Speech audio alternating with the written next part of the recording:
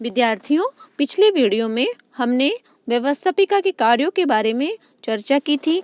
अब हम आज की वीडियो में व्यवस्थापिका से संबंधित जो और भी उसके बारे में जो जानकारी है, उसका संगठन है, उसके आधुनिक प्रवृत्तियां हैं, इनके बारे में अध्ययन करेंगे। तो सबसे पहले हम देखते हैं कि व्यवस्थापिका का संगठन कैसा होता है। व्यवस्थापिका का संगठन दो रूपों में किया जा सकता है। व्यवस्थापिका का या तो एक सदन हो सकता है या दो सदन। लोकतंत्रात्मक शासन व्यवस्था के प्रारंभ में अधिकांश देशों में एक सदनात्मक व्यवस्थापिका ही थी, किंतु बाद में यह अनुभव किया गया कि प्रथम सदन की शक्ति पर अंकुश रखने एवं प्रथम सदन द्वारा किए गए कार्यों पर पुनर्विचार करने के लिए व्यवस्थापिका के दो सदन होने चाहिए। वर्तमान समय में कुछ छोटे देशों को छोड़कर प्राय सभी देशों में द्विसदनात्मक व्यवस्थापिका मौजूद है। व्यवस्थापिका एक सदनात्मक होनी चाहिए या द्विसदनात्मक, यह प्रश्न पर्याप्त विवादग्रस्त रहा है। आज भी इस प्रश्न पर भिन्न भिन्न विचार व्यक्त किए जाते हैं कि व्यवस्थापिका एक सदनीय हो या द्विसदनीय। सबसे पहले ये है कि द्विसदनात्मक व्यवस्थापिका के पक्ष में क्या क्या तर्क दिए जा सकते हैं, इस पे हम चर्चा करते हैं कि यदि दो सदन होंगे, व्यवस्थापिका के दो सदन होंगे, तो उससे क्या होगा कि प्रथम सदन की मनमानी पर रोक लग सकती है इससे, है ना। कि यह एक सर्वमान्य तथ्य है कि शक्ति भ्रष्ट करती है और बिना किसी प्रतिबंध के दी हुई शक्ति मनुष्य को नितांत भ्रष्ट कर देती है। व्यवस्थापिका अत्याचारी, भ्रष्ट व स्वेच्छाचारी न होने पाए, इसके लिए दो सदन आवश्यक है। गार्नर के अनुसार इस प्रकार द्वितीय सदन को विद्यमान स्वतंत्रता की गारंटी व कुछ सीमा तक अत्याचार से सुरक्षा भी है। दूसरा है अविचारपूर्ण कानून निर्माण पर रोक। दूसरा सदन पहले सदन की जल्दबाजी व कुविचारपूर्ण कानूनों पर रोक लगाने का सर्वाधिक प्रभावशाली साधन है। जनता के प्रतिनिधि भावुक, क्रांतिकारी और अव्यावहारिक होते हैं और अनेक बार वे क्रांतिकारी कानून बनाने के लिए उद्यत हो जाते हैं, जिनसे लाभ के स्थान पर हानि ही अधिक होती है। द्वितीय सदन इस प्रकार के अविचारपूर्ण कानून पर रोक लगाकर अत्यंत उपयोगी कार्य करता है। दूसरे सदन की उपयोगिता बताते हुए ब्लंचली ने कहा है कि दो आंखों की अपेक्षा चार आंखें अच्छा देखती हैं, विशेषतः जब किसी प्रश्न पर विभिन्न दृष्टिकोणों से विचार करना आवश्यक हो। तीसरा है विभिन्न वर्गों को प्रतिनिधित्व। प्रथम सदन में शक्तिशाली राजनीतिक दलों से संबंधित निम्न व मध्यम वर्ग के सदस्यों को ही प्रतिनिधित्व प्राप्त हो पाता है, लेकिन लोकतंत्र का आदर्श सभी वर्गों को प्रतिनिधित्व प्रदान करना है। अतः दूसरे सदन में विशेष वर्गों, अल्पसंख्यकों एवं विद्या, ज्ञान और अनुभव की दृष्टि से योग्य व्यक्तियों को प्रतिनिधित्व सुरक्षित रखा जा सकता है। इस प्रकार प्रतिनिधित्व की उत्तमता की दृष्टि से दोनों सदनों की जो व्यवस्था है वह श्रेष्ठ समझी जाती है। चौथा है कार्य विभाजन से लाभ। लोक कल्याणकारी राज्य के विचार को अपना लेने के कारण वर्तमान समय में व्यवस्थापिका के कार्य बहुत अधिक बढ़ गए हैं। व्यवस्थापिका के दो सदन होने पर बढ़े हुए कार्य का विभाजन किया जा सकता है और इससे व्यवस्थापिका की कार्य क्षमता बढ़ जाती है। वे विधेयक जिन पर विशेष मतभेद नहीं होता, पहले द्वितीय सदन में पेश किए जा सकते हैं और प्रथम सदन अपना ध्यान अधिक महत्वपूर्ण समस्याओं पर केंद्रित कर सकता है। नेक्स्ट है जनमत निर्माण में सहायक। विधेयक के निम्न सदन के पास हो जाने के बाद उच्च सदन में पास होने में समय लगता है और इस प्रकार उच्च सदन विधेयक पास करने से पूर्व जनता को विधेयक के बारे में सोचने विचारने के लिए समय देता है और सामान्य जनता, राजनीतिक दल व प्रेस इस प्रस्तावित विधेयक पर अपने विचार व्यक्त कर सकते हैं। स्वतंत्रता की रक्षा का साधन। द्विसदनात्मक व्यवस्थापिका जनता की स्वतंत्रता की रक्षा के लिए भी अत्यंत आवश्यक है। यह नीतियों में संतुलन स्थापित करती एवं अल्पसंख्यकों की रक्षा करती है। लॉर्ड एक्टन ने दूसरे सदन को स्वतंत्रता की रक्षा का सबसे महत्वपूर्ण साधन माना है। कार्यपालिका की स्वतंत्रता में वृद्धि। गैटल का कथन है कि दो सदन एक दूसरे पर रुकावट का कार्य करके कार्यपालिका को अधिक स्वतंत्रता प्रदान करते हैं और अंत में इसे लोकहित की बढ़ोतरी होती है। कई बार मंत्रियों को अपनी सही नीति के लिए भी प्रथम सदन में पर्याप्त समर्थन नहीं मिल पाता।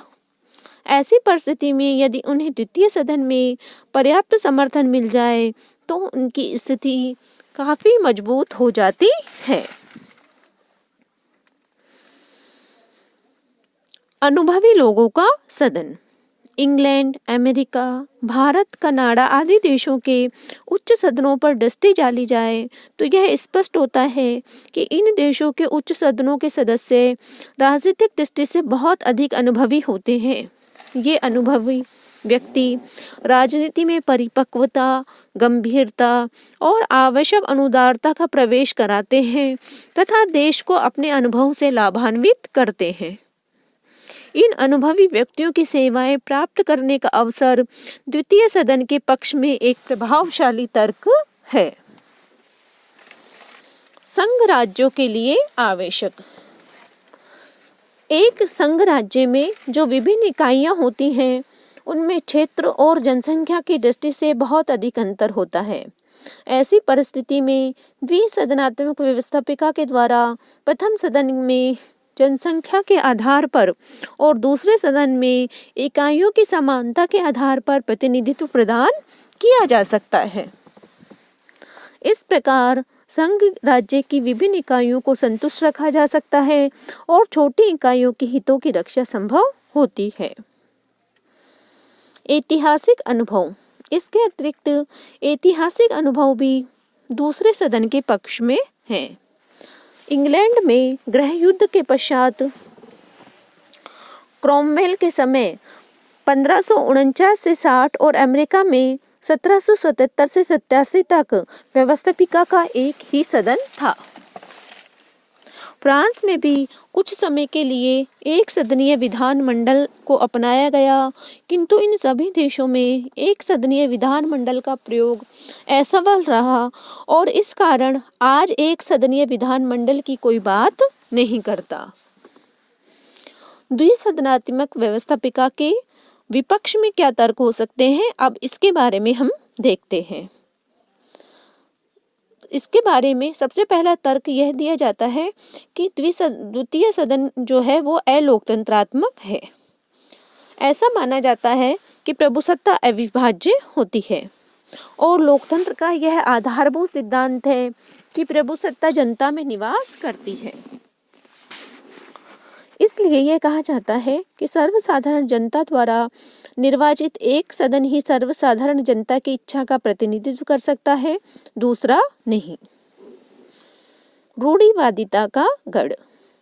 क्योंकि द्वितीय सदन के सदस्य आयु में अपेक्षाकृत बड़े होते हैं और उनके द्वारा अप्रत्यक्ष निर्वाचन, मनोनयन या उत्तराधिकार के आधार पर अपना पद प्राप्त किया जाता है, इसलिए वह रूढ़िवादिता का गढ़ बन जाता है और देश में प्रगतिशील सुधार करने के इच्छुक प्रथम सदन के मार्ग में रुकावट डालता है।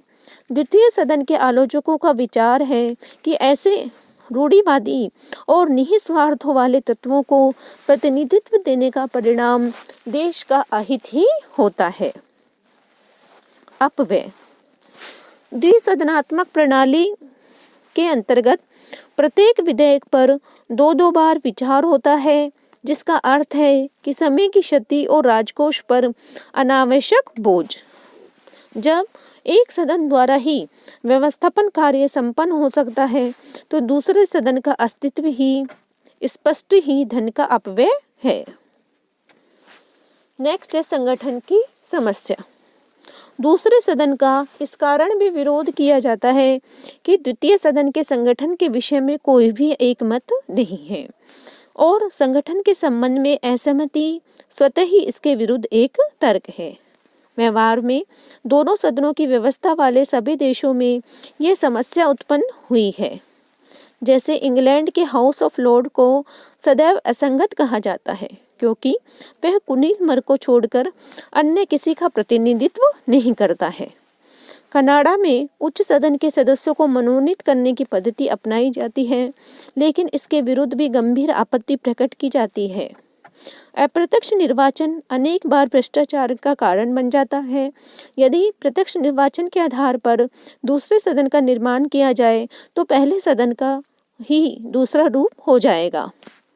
दोनों सदनों की शक्तियों की दृष्टि से भी दोनों सदनों की व्यवस्था तीव्र आलोचना का विषय है। तो इस प्रकार द्वितीय सदन का निर्माण एक विकट समस्या है। नेक्स्ट है दूसरा सदन अनावश्यक। आलोचक इस बात को भी स्वीकार करते हैं कि आवेश व जल्दबाजी से निर्मित कानूनों पर रोक लगाने के लिए द्वितीय सदन आवश्यक है। वर्तमान समय में एक सदन द्वारा स्वीकृत कानून न तो कुविचारित होता है और न ही जल्दबाजी में लिए का परिणाम। प्राय प्रत्येक प्रस्ताव विवाद और विश्लेषण की लंबी प्रक्रिया को पार करने के बाद ही कानून बन पाता है। इसलिए दूसरा सदन पहले सदन की शक्ति पर अनावश्यक रोक लगाने का ही कार्य करता है। दोनों सदनों में संघर्ष की आशंका। ऐसा देखा गया है कि व्यवस्थापिका के दोनों सदन होने पर इन दोनों सदनों में लगभग सदैव ही गतिरोध बना रहता है, जिसका शासन व्यवस्था पर बहुत बुरा असर पड़ता है। इसके अतिरिक्त द्वितीय सदन के आलोचक यह भी कहते हैं कि अल्पसंख्यकों को प्रतिनिधित्व देने के लिए दूसरे सदन की व्यवस्था की जाए, यानी अल्पसंख्यकों को प्रतिनिधित्व देने के लिए यह जरूरी नहीं है कि दूसरे सदन की व्यवस्था की जाए। अल्पसंख्यकों को प्रतिनिधित्व देने के लिए संविधान में दूसरे उपाय किए गए हैं। जैसे भारतीय संविधान में आंग्ल भारतीय समुदाय, अनुसूचित जाति और जनजातियों के लिए आरक्षण व के माध्यम से स्थान सुरक्षित रखे गए हैं। संघ राज्य के लिए आवश्यक नहीं। आलोचकों का कथन है कि संघ राज्य के लिए भी दूसरे सदन का अस्तित्व न तो उपयोगी है और न ही आवश्यक।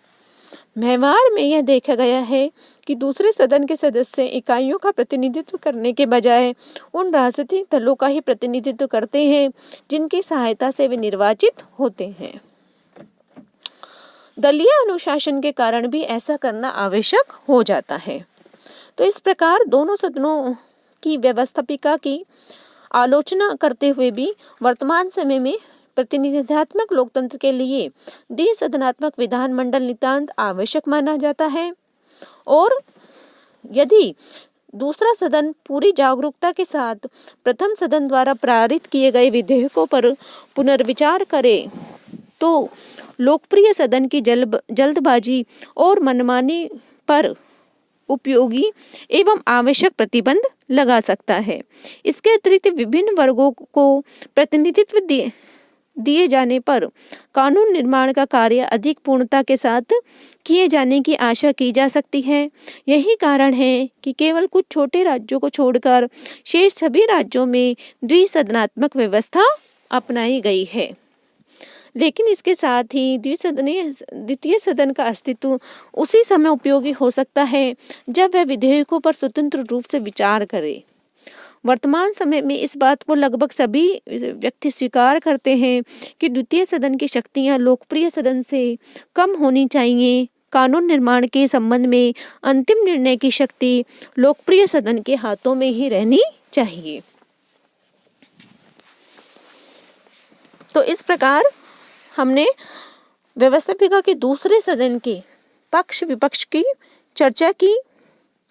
व्यवस्थापिका के संदर्भ में कुछ आधुनिक प्रवृत्तियों का में हम अब उल्लेख करेंगे, जिसमें यह है कि दोनों सदनों में पारस्परिक संबंध क्या है और उनके पतन के क्या कारण हैं। इस बात को सभी राज्यों में स्वीकार किया गया है कि राज्य में केंद्रीय स्तर पर व्यवस्थापिका के 2 सदन होने चाहिए। जिन राज्यों में संघात्मक व्यवस्था को अपनाया गया है उनमें संघीय स्तर पर तो व्यवस्थापिका के 2 सदन होने ही चाहिए। राज्य स्तर पर भी आवश्यकता के अनुसार 2 सदन हो सकते हैं। द्विसदनात्मक व्यवस्थापिका के गठन के आधार पर प्रत्यक्ष चुनाव की पद्धति से होना चाहिए। प्रथम सदन का गठन जो है वो जनसंख्या के आधार पर और प्रत्यक्ष चुनाव के द्वारा होना चाहिए और दूसरे सदन का गठन अप्रत्यक्ष चुनाव के आधार पर।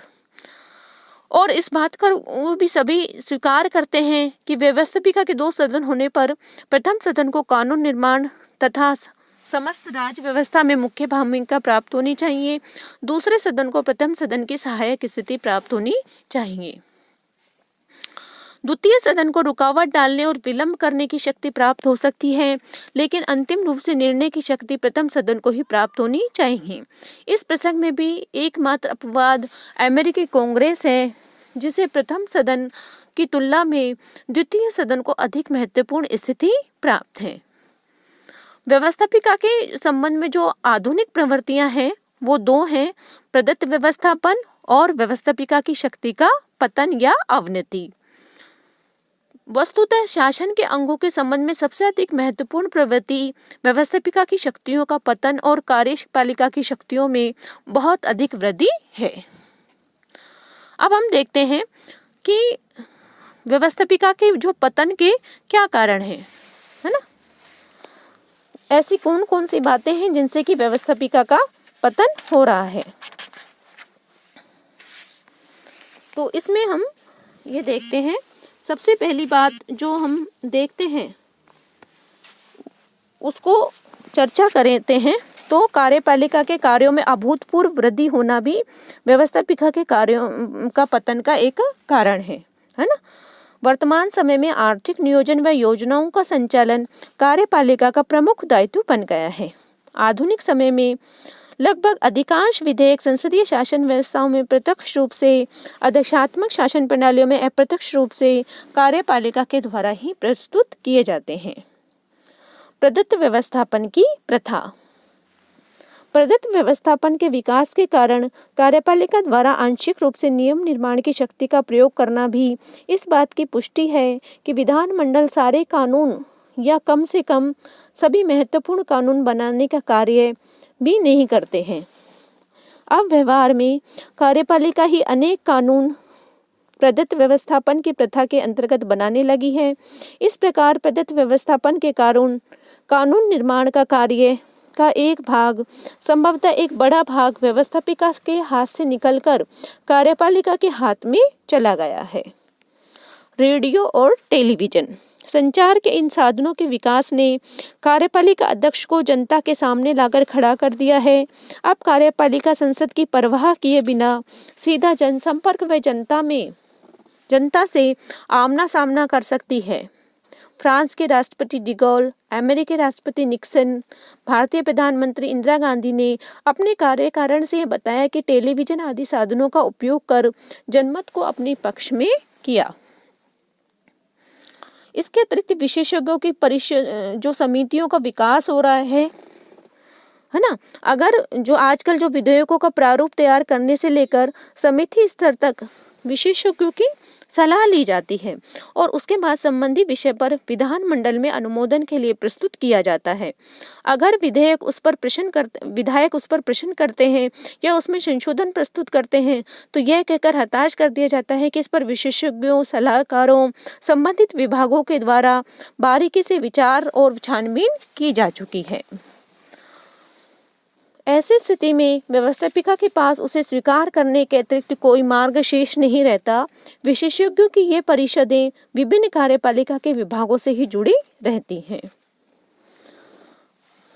सेनाओं पर कार्यपालिका की प्रधानता। राज्य का मुख्य कार्यपालक ही सर्वोच्च सेनापति होता है।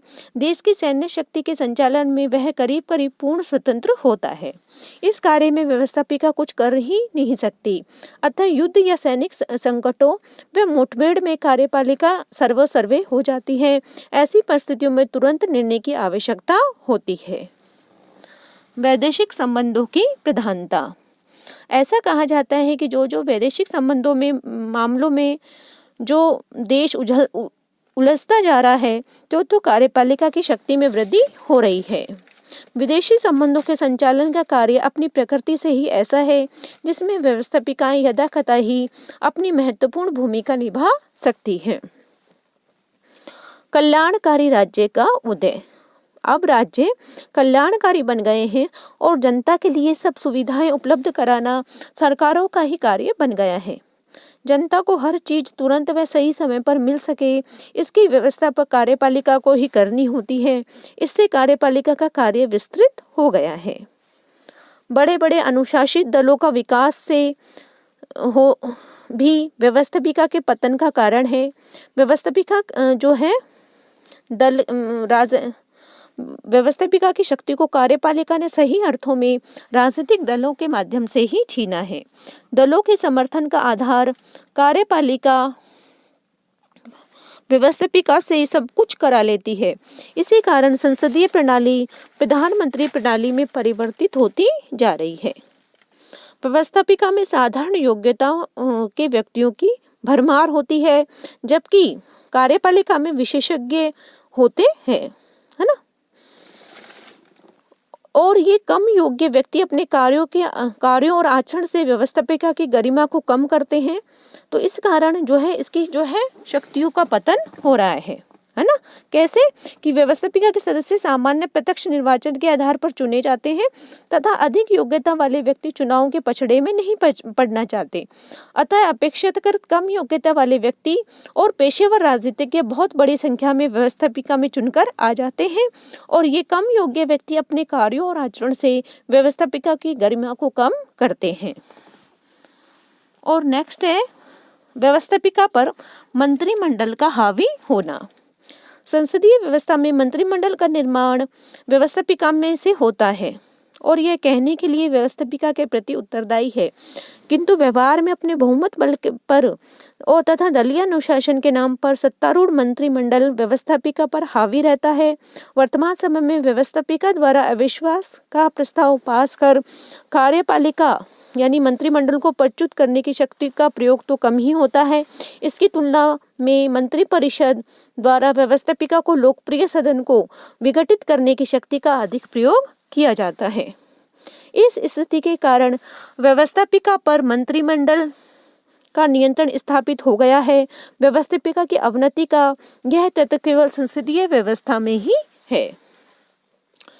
इसके अतिरिक्त व्यवस्थापिका की भूमिकाओं में पतन का अन्य कारण है। आज की परिस्थितियों में प्रत्येक राजनीतिक व्यवस्था में शक्तिशाली नेतृत्व की आवश्यकता होती है और नेतृत्व प्रदान करने का यह कार्य कार्यपालिका के प्रधान के द्वारा ही किया जाता है। व्यवस्थापिका अपनी प्रकृति और स्वरूप की दृष्टि से राज व्यवस्था में नेतृत्व प्रदान नहीं कर पाती है। समय समय पर राजनीतिक क्षेत्र में उत्पन्न होने वाले संगठनों ने भी व्यवस्थापिका की भूमिका में ह्रास और कार्यपालिका की शक्तियों को वृद्धि किया है। संकटकालीन स्थिति का सामना कार्यपालिका ही कर सकती है, व्यवस्थापिका नहीं।